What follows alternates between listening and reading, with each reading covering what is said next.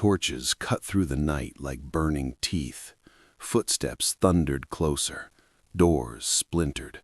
Women screamed. Somewhere nearby, a soldier laughed as a child was torn from waiting arms. Jochebed pressed her back against the mud-brick wall of her home, her breath trapped in her chest. She cradled her infant son, barely 3 months old, his small body warm against her skin. His eyes were open, dark, calm, trusting. He did not cry. He simply looked at her, as if the world were still safe because she was holding him. Her heart broke all over again. She kissed his forehead, breathing him in, memorizing the weight of him, the smell of his hair, the way his fingers curled instinctively around her thumb. "I am saving you by letting you go," she whispered, her voice shaking. "Forgive me. Please forgive me." The basket waited by the door. She had woven it herself in the quiet hours of night, reeds braided tight, every crack sealed with pitch. She had prayed over it until her throat was raw. A small vessel against a merciless decree, a fragile hope floating against the will of a king. She lowered her son into it. His fingers clung to hers. She froze. Her body refused the command her mind had already accepted. She could not release him. She would not. A small hand tugged at her robe. "Mama," Miriam whispered. Her face was pale, her eyes too old for 9 years. "They're coming. You have to let go. Now." Jochebed sobbed silently. Her fingers opened.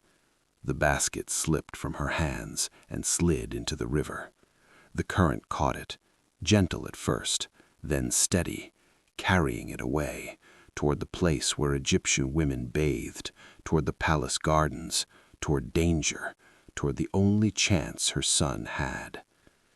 Jochebed collapsed into the reeds. She pressed her arm to her mouth and bit down hard to smother the scream tearing through her chest. Miriam wrapped her arms around her mother, a child holding together what an adult could not.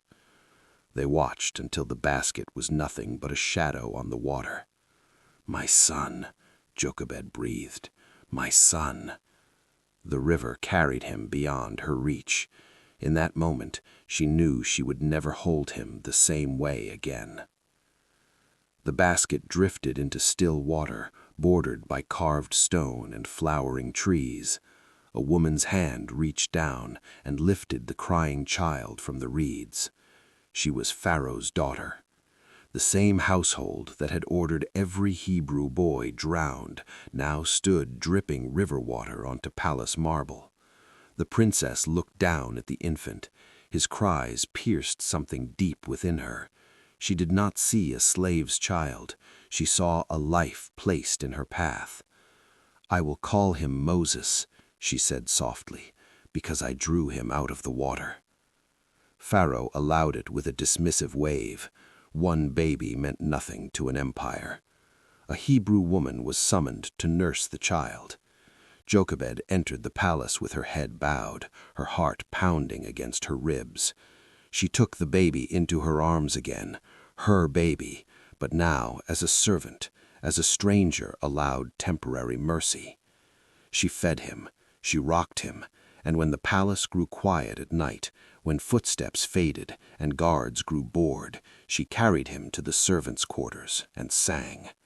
Her voice was low, trembling, wrapped in ancient melodies. "Sleep now, though they say you're not mine. The river was cruel, but God is kind. I am my heart walking outside my chest," she whispered. "Sleep now, my son. You are loved. You are blessed. One day you'll know. One day you'll see. You were always mine." It was the only truth she could give him without losing him forever. The boy grew among marble halls and golden columns. He learned the language of rulers. He learned the customs of Egypt. He wore linen instead of rags. He walked where slaves were forbidden to lift their eyes. One day, small hands reached up toward the woman who claimed him. His lips parted around a new word: mother. Jochebed's smile froze. Her nails dug into her palms until blood welled.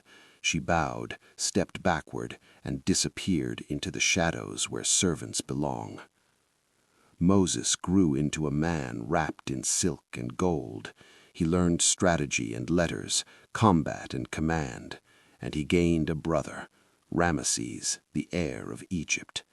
They raced chariots through the streets of Memphis, laughed breathlessly, shoved each other like boys who believed the world existed for their amusement.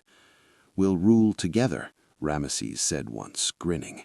"You'll always stand at my right hand." Moses believed him. Why wouldn't he? He had everything. Yet, some nights, drifting through the palace corridors, he heard a song from the servants' quarters. The same melody, again and again. It stirred something deep and aching in his chest, a hollow space he could not name. He never asked who sang it. He never knew why it made him feel like he was missing something he'd never been given. One afternoon, Moses wandered beyond the palace walls.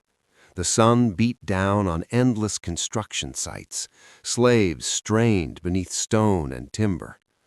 Moses had seen this all his life, but that day he truly looked. An Egyptian guard raised his whip over an old Hebrew man who had collapsed under his load. The lash fell again and again.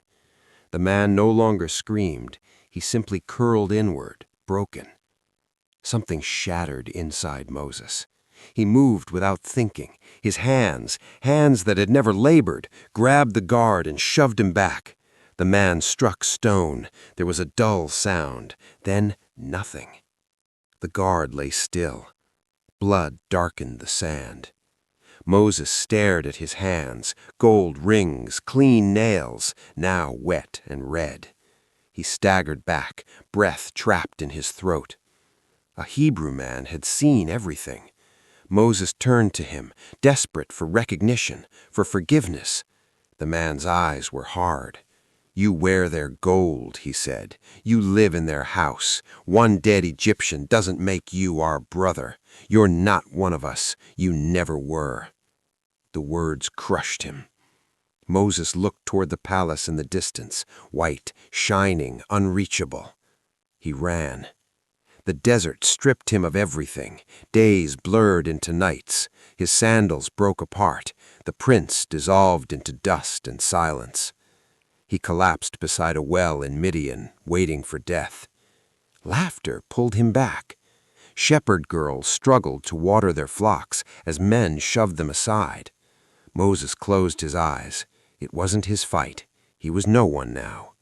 But his body rose anyway. He drove the men away, standing on trembling legs until they left. Then he fell. A woman knelt beside him, pouring water over his cracked lips. "You fight for strangers while barely standing," she said. "You must be either very brave or running from something." Her father took Moses in, gave him work, gave him a staff, simple, worn, ordinary. Zipporah became his wife. A son was born. Moses held the child close. "You will always know who you are," he whispered, though the words cut him as deeply as they healed. 40 years passed. The fire of Egypt faded into memory. Moses grew old among sheep and sand. Still, the voice haunted him. "You're not one of us. You never were."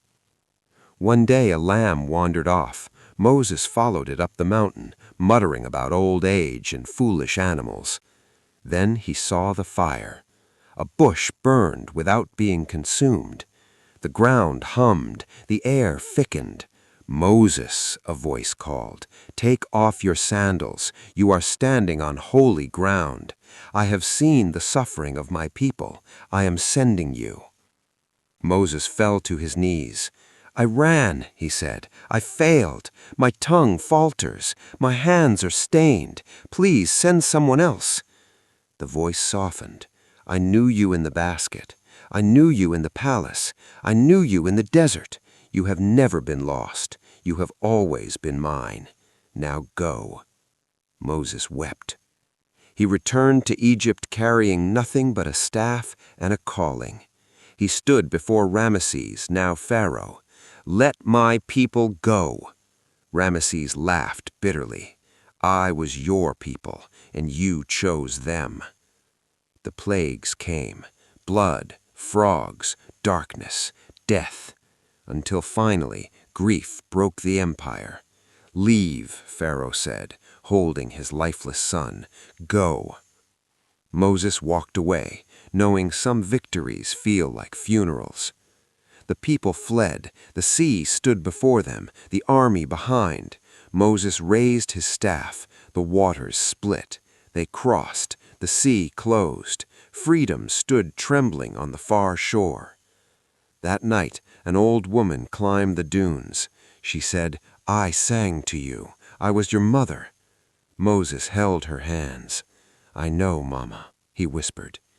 The sea shimmered under moonlight. A basket had once floated there. A weakness had become a door, and God had walked through it.